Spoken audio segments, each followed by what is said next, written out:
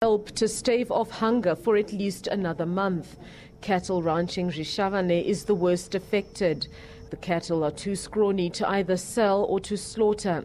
The World Food Programme estimates that compared to last year, 33% more people need assistance. My wife and I look after our grandchildren, and we have had to ration our food to survive this lean season.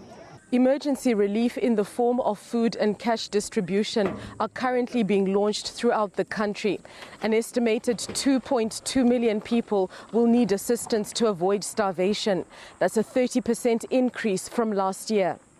The World Food Programme says it will provide 1.8 million people with the very basics: sorghum or maize, beans and cooking oil. It's the first meal that the Hove family has had in weeks that they haven't had to beg for.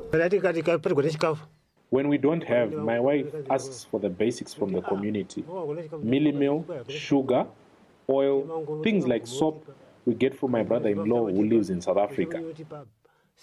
There are also reports of more children dropping out of school and the hungry relying on wild fruits.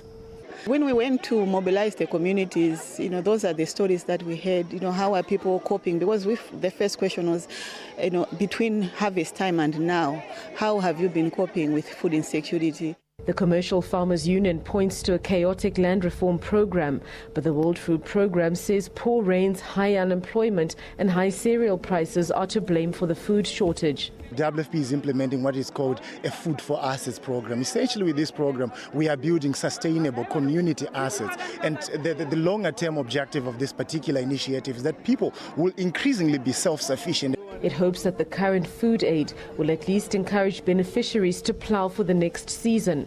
But again, they will be subject to the whims of the rains.